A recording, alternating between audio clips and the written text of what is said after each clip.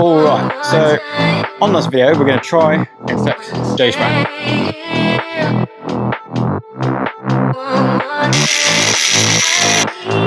Well, started up, didn't go to plan.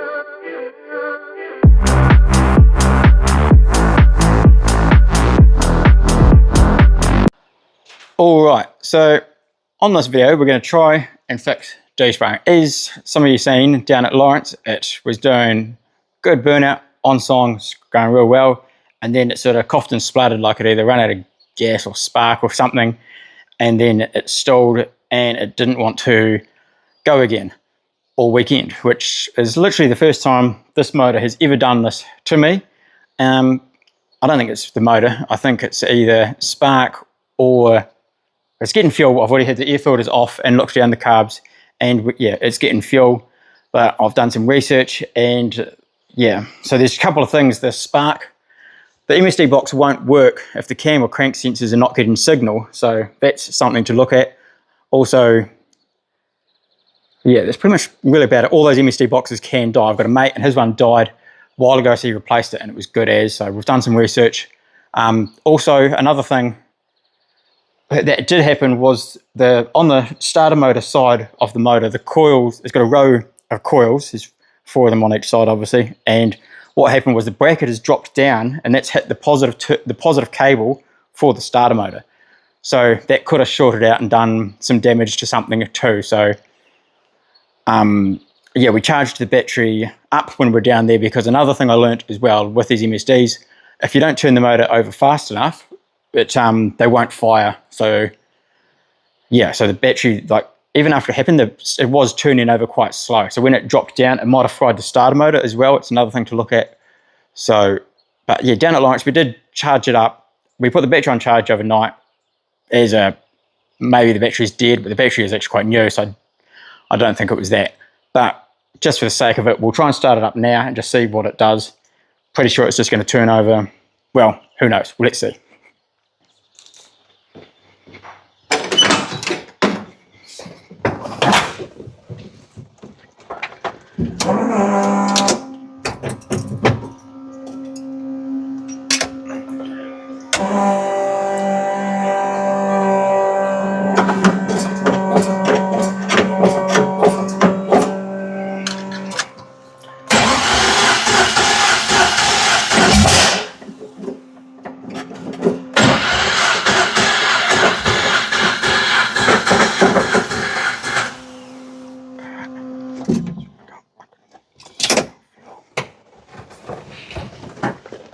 Alright, so that's what we got. I can smell fuel. Yeah, that'll be us for now, and we'll do some more research. Bob the Builder, can we fix it? Bob the Builder, yes we can. Bob the Builder, can we fix it? Bob the Builder. Yeah. Alright, got the car up on axle stands. Used that hoist that I was too tight to buy at the start when building the house, just like the gazebo, good gazebo I was too tight to buy as well.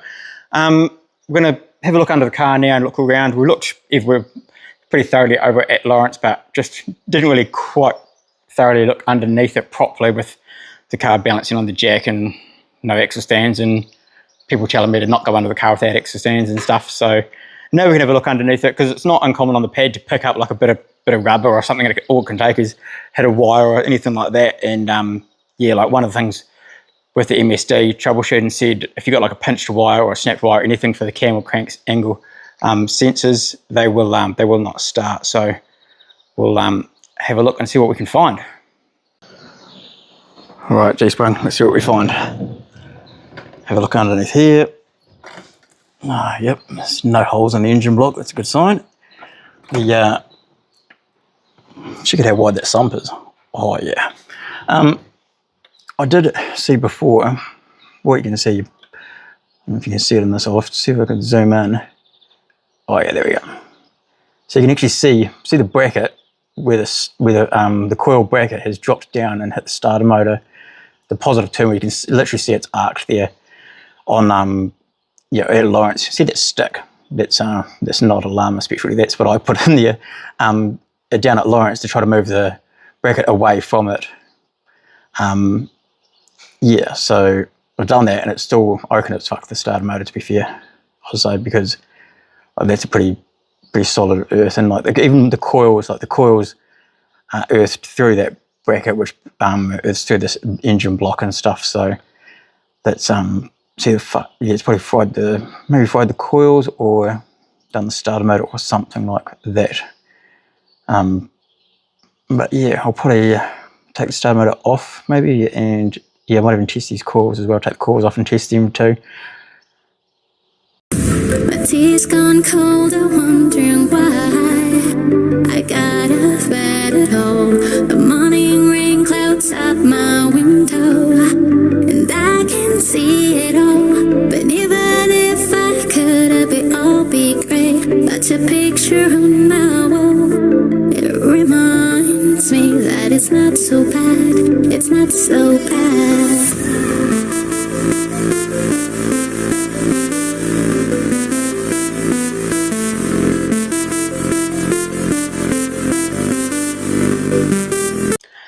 Alright, I've got the coils off. As you can see, this here, use the camera, that there is exactly where the battery terminal, the positive lead was. You can see it, it's hit there and it's arced and it's welded and it's not had much fun. Well, it might have had a bit of a party maybe, but it's not a fucking good one. So it's done that. And yeah, the earth wire for the coils goes around it and is on the bolt, that bracket, that for the bracket that bolts to the engine block.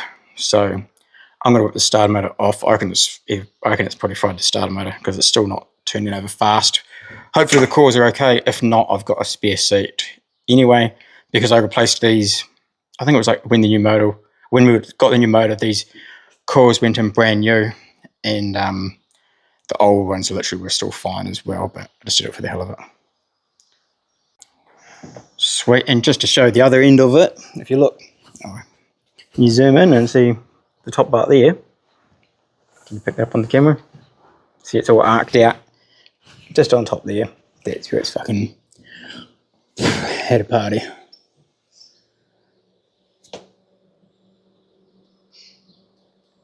Sweet. Alright, we've got the car all jacked up. We managed to track down a new starter motor and MSD box that my mate's got. He said we can borrow it to try. Hopefully we'll be able to show you some stuff around his garage, because he's always got some pretty cool shit there. He does boats and lots of LS work and stuff. So, right, let's go there and check it out.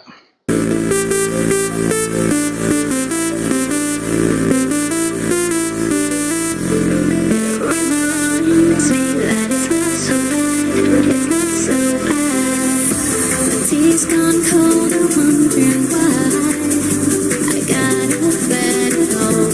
The morning rain clouds up my window, and I can see it all. But even if I could, it would all be great. That's a picture on my wall. It reminds me that it's not so bad. It's not so bad.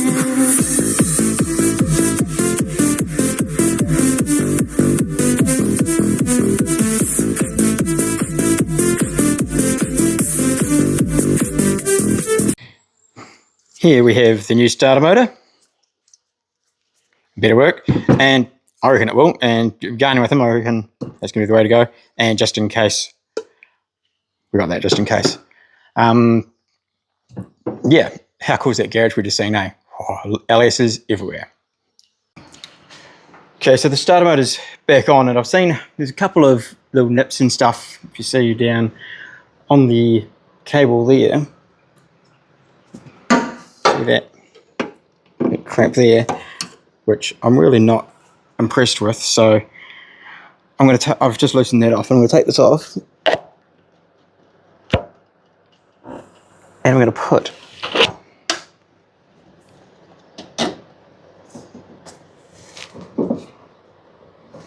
I found some of this stuff. I've always got this stuff here, so I've got some of this. I'm going to hopefully it fits.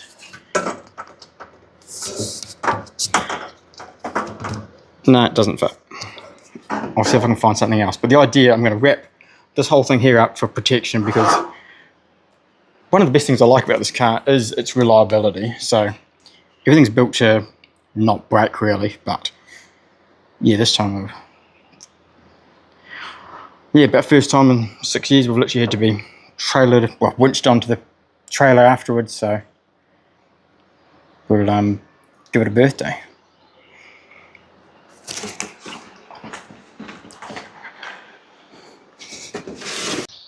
Alright, with this here, I've decided to not let this happen again, so I'm going to get the grinder where it's arcing out there, zoom in on my thumb there, with it arcing and hitting there. I'm going to cut it with a grinder and just cut that bit off to give it more clearance, because where it was mounted on the block actually works pretty good, so apart from this time it's dropped down, so I'm going to cut that off and give it more clearance.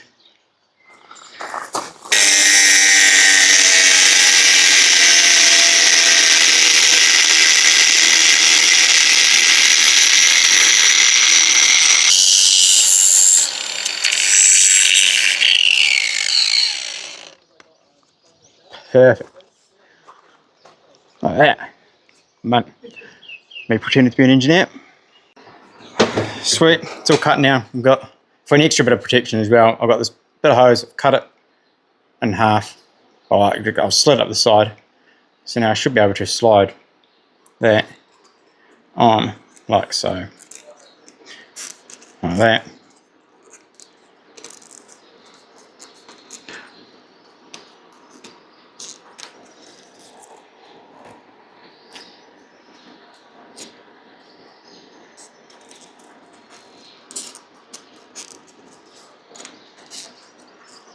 Might just cut that off because that's all it needs is in that bit there is where it was hitting, so.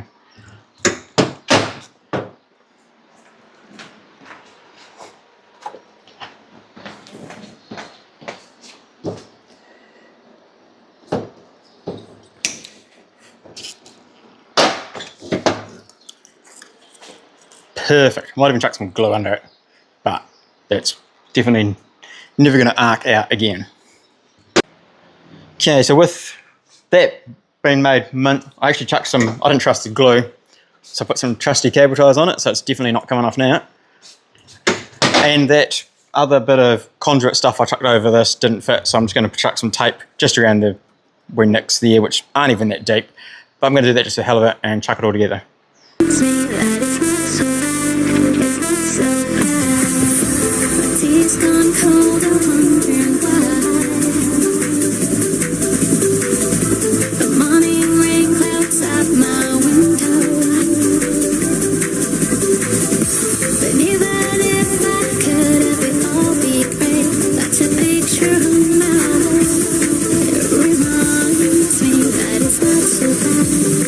So bad.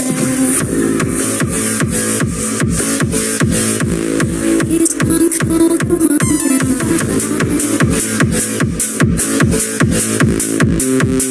I got the bad hope. He's gone cold, wondering why. I got the bad hope. Okay, let's have a look. See, hopefully we can see what we've done. Hopefully, well, not what I've done, but hopefully we can show you what we've done. See, the coils, the bracket there, the bolts to, can I zoom? Yes. Yeah, so the coils are bolted back on this, using the top engine mount.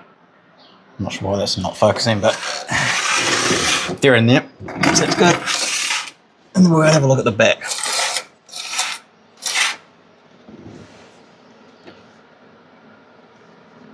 I really hope you can see that, but it's pretty much sitting perfect. Yeah. Focus there. Yeah, so see it's all, there's clearance in there. I can literally fit my finger in there and it's all, I wonder if I can move around there. We'll try. No, I'm in the shadow.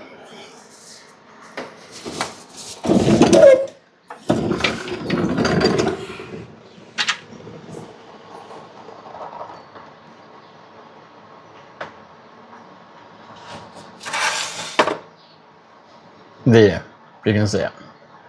So everything there's clearance that's in there, and with the coils being there, you got to watch out as well for those.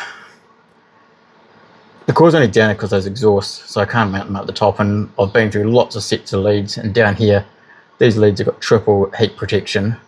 So they've got the outside ones, and then the leads are wrapped in this heat-proof tape, and then they've got another foil underneath it.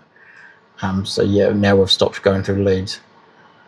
But yeah, I'm pretty happy with that.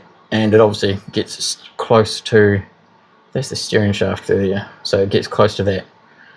But yeah, we'll see it kicking on the guts, I suppose, and see if it makes some noise.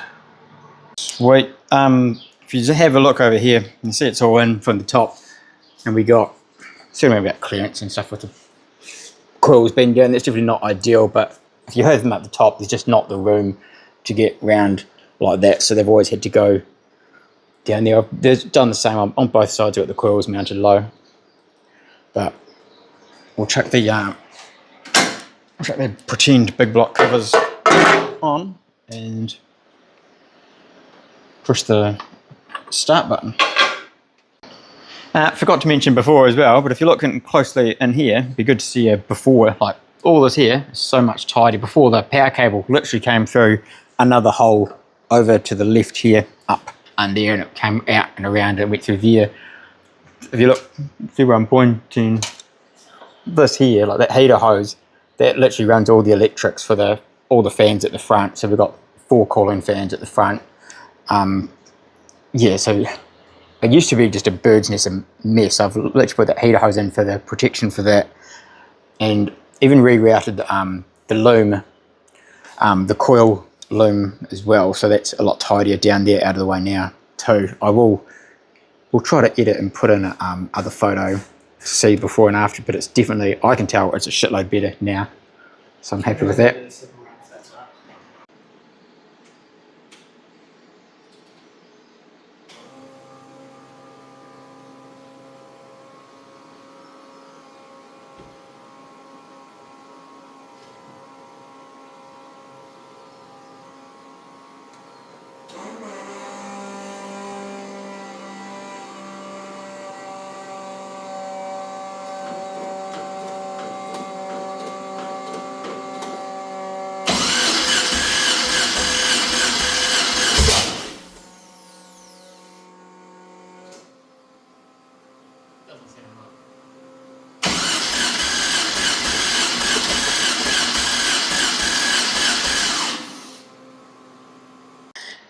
Well, starting it up didn't go to plan. I was pretty sure that it was going to work, so that's pretty disappointing, but we'll try the MSD box and see what happens. Yeah, see what it does. Alright, these are pretty easy to do. Getting that off.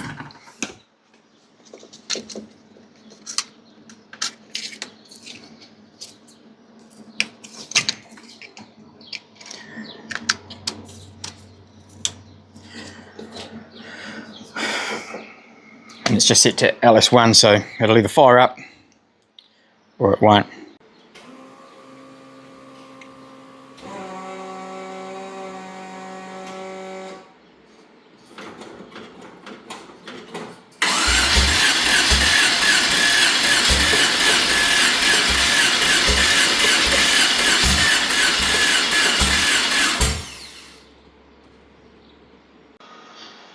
Okay,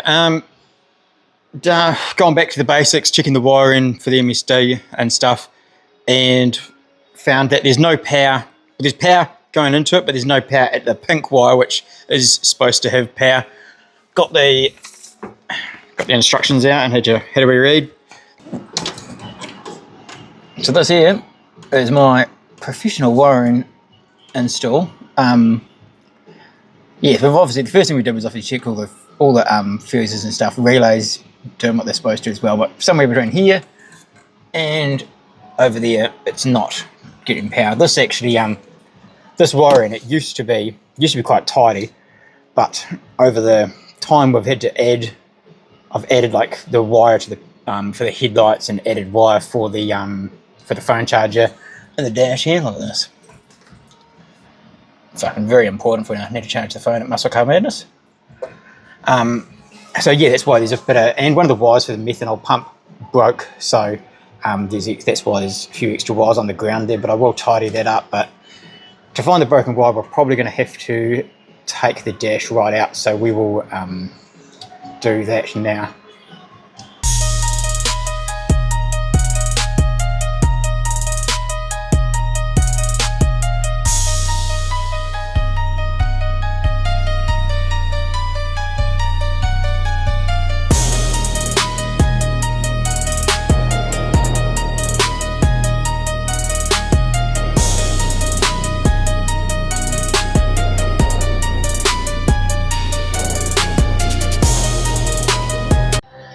All right, so where we're at now is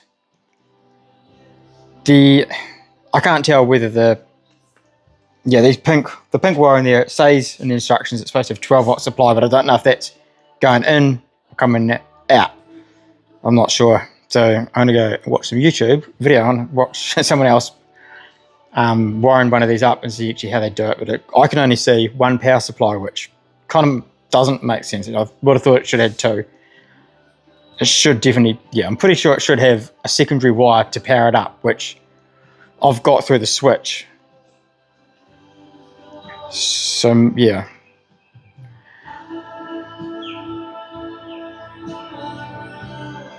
Hopefully come up with something. Okay, so still trying to diagnose this. A lot of research suggested a faulty cam or crank sensor, but when I turn it over, if you look here, it tells us, if you zoom in on that, when you turn it over, the engine speed is actually reading, and so that signals that it is not the cam or crank sensor. And the ignition voltage only drops to 11.6 when turning over, and the MSD box needs 10 volts minimum. So I'm going to tidy up some wiring and keep looking for faults, but I still don't actually know what's causing it. Yeah, I'm not sure what's going on, but surely we should be able to find something. So another good thing that we've managed to be able to tidy up a lot of the wiring and stuff, because when you're troubleshooting, you're hunting, you're chasing wires all through the car and stuff, and you find crap that doesn't need to be there. So we've ripped quite a lot out. But yeah, there's a lot tighter than what it was anyway. There was a lot of extra wires and crap there before, which we've taken out. And that's about as good as it's going to get, having the battery in there. And if you turn around and look over here, this is all the crap that I've taken out of the car today. So we didn't need any of that. All right, been doing more research. Oh, not more research, more troubleshooting stuff with the car, and got the spark plug here out, which is fucked. It's the tops came off. It's not good, but this is one. It's behind the alternator. It's a cunt to that goes up. Yeah, it goes up. And that goes into there, and yeah. So I told Mark what happened. I ended up ringing up Llama and told Mark, and he said that when the coils and they've dropped down, hit the power cable, when it's arced, it's literally fried the MSD. Which on our leases, the MSD is that is the timing controller. That's the distributor, and timing is crucial in these engines, all engines, obviously. So even today, when we're trying to start it up and stuff, it's backfiring and missing. And people, even when we were at Lawrence, when I was trying to start it, people were like, "It sounds like your timing's out," and I was like, "I fucking doubt it. The MSD controls all that." But it's obviously shorted out and fried it, so it's not firing. It sounds way off when you're trying to start it. It's So I've done a compression test as well, and there's 0 on the one cylinder. So there's I definitely cannot fix that. So talked to Mark at Llama, and he said send it up. So we're gonna now take the engine apart and take it out and then put it on a pallet and send it up to Wellington. And we will. He said we can do a quick turnaround, a quick repair. So, that's where we're at. The joys of MSD, just crap. Shit happens, and this is all part of it. I mean, I've had a pretty good run. I think it's 6 years with this engine, and this here is about the first. This is the first yeah, major breakdown we've ever had with it. It's always been something simple like a fried like a fried spark plug lead or something like that. It's always something I can just fix, you know, and keep going. But this time I definitely cannot fix that, so we'll get Llama to take care of that, and yeah, we'll set up a wee hyperlapse of how quick I can take this blow and everything off, because yeah, we'll get the motor out.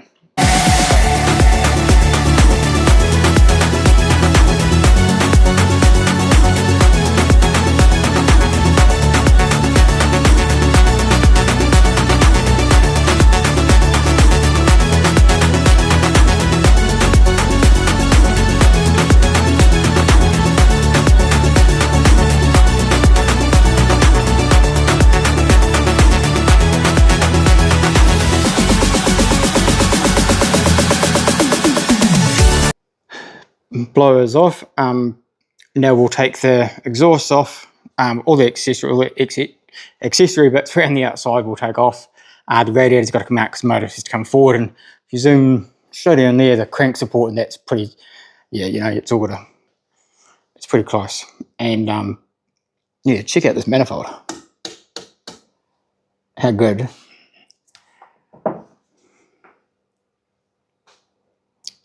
Only one in the country, in the world actually. It's 300 high. You can't buy them 300 high. The tallest one you can buy is 200. My previous one was 100mm high with a 100mm spacer, but I wanted 300. And this is what I got. It's all O-ring, so you can't blow gaskets. It's yeah, mint.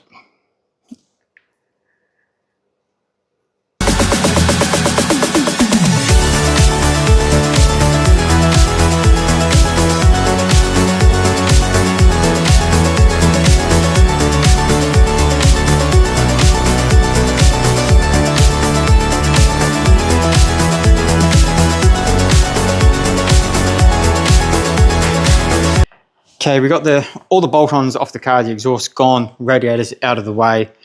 Only thing we've still got to disconnect is we got a remote oil filter here, and front mount the oil cooler, and so just got to disconnect the lines at the motor under the engine mounts.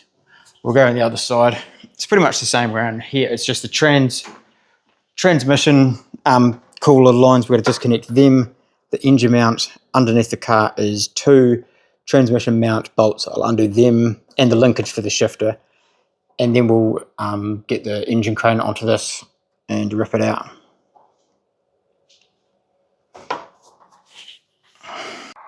So change in plan, I've decided we're going to leave the trans in there. I've had a shit time with this in the past when because the sump in this is so big, it's literally like about 40 or so centimeters wide, and it's just real big, high volume sump, and it's a shit time. The trans hits on there, you've got to like take the cross member out of it, and then you've got to angle it, and it's just a shit time. So I'm going to leave the trans in it.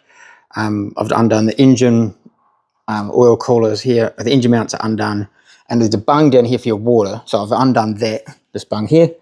All engines have got them, and a lot of people don't actually undo the bungs, and then they lift up the motor and angle it, and the water goes everywhere, and it's just a shit time. So like LSs have got it, small block Chevs have got it, RVs have got it. They just undo the bung, drain the water out, and you don't make a mess. And now we're going to hook up the engine crane to this, undo the last bolt out of the barrel housing, and then choke this out.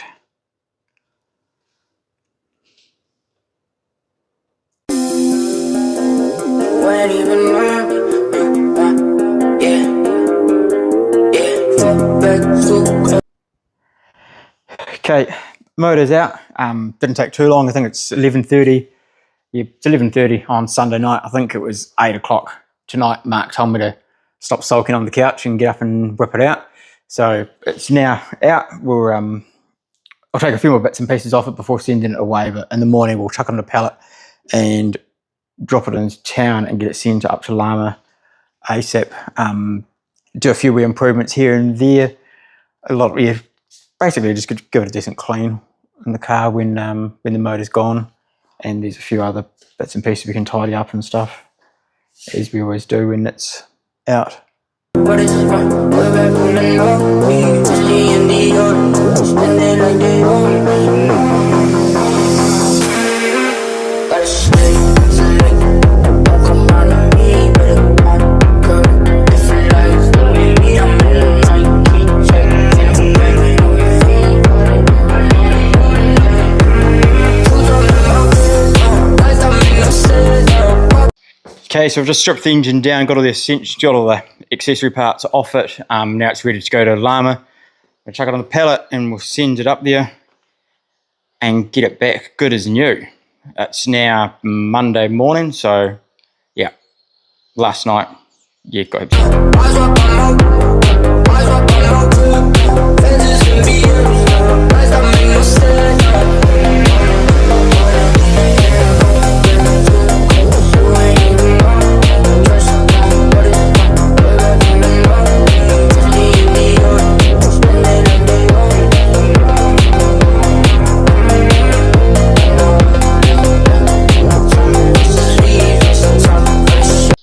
okay, motor's all stopped down. Check this out.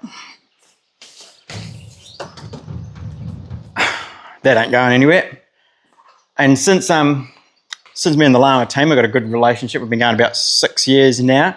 Me and Llama are like that, maybe like that, maybe like that. We're giving them Christmas presents. That's for the team. We've got one for Mark here, and did this wee poster thing as well. They've already got a big poster, a big canvas thing on their wall, but just to tell them they're amazing. Yeah, so we're going to go drop it off to main freight now. They should hopefully see that, hopefully tomorrow. And then Mark and Llama will perform their magic and we'll get it back ASAP. All right, just wrapping things up. This video did definitely not go to plan. Hopefully it turns out to be entertaining, I suppose, because there's a lot going on. We're supposed to be just showing you like what basic issues and stuff we do have in the burnout scene, whether it be, most of the times it is to do with heat, melting wires and that sort of stuff. So that's why heat protection is obviously so important with these cars. Yeah, so in like conclusion and summary, I suppose, with what happened with the engine, yeah, like and we've watched the video a million times as well, obviously looking back as well, when we have run over something on the pad, there's been like a bit of melted rubber, there's been like a hunk of rubber or something. Whether that has anything to do with it, you wouldn't know. But yeah, the coils have dropped down onto that power cable, and obviously sent the charge back through to the MSD box and fucked it. And yeah, so even when we switched the MSD box over testing it, obviously the motor was not good. So it's never going to start up like that. So but when we turned it over, it definitely sounded different with the new, the good MSD box in it. But that's because my MSD box is sending a false timing reading out. And yeah, and on that topic as well, like even when we're down at Lawrence, there was like some old school people, like the Americas Car Club boys, were coming along and trying to help us as well, and they were like, "Oh, it sounds like you're timing," and I was like, "It can't be the timing. It definitely cannot be the timing." But they were listening to the motor saying, "No, it definitely sounds like timing," and yeah, they were right, obviously. So yeah, it's just something that I've never had an issue with before. So yeah, to answer the question though, can Gaz fix this? The answer is no, but we have Llama on board and they're going to sort it out and work their magic like they always do. To do burnouts, I suppose, at this level and stuff, is not, and is definitely never has been like a one-man band. Like you got to have a decent, solid team of people. You need like a good engine builder is obviously crucial, and yeah, just all the other stuff like tires, merch, all the rest of it. Even Lana on the video thing, you need someone to do that. I can't stand here to do this by myself. And then we need help at the track as well. So it's even getting too much for even just two of us to go to the track now and do it. We need like at least 3 or 4 people with us. So yeah, we're getting helpers on board, which is going to be good. And yeah, I hope you liked the video. Make sure you subscribe, because we're trying to reach that goal of 1,000 subscribers, and that's when YouTube start paying us a bit of money, which would be good because we love wasting money on cars. And yeah, that pretty much sums up the whole video, I think. Hope you enjoyed it. Okay, let's go.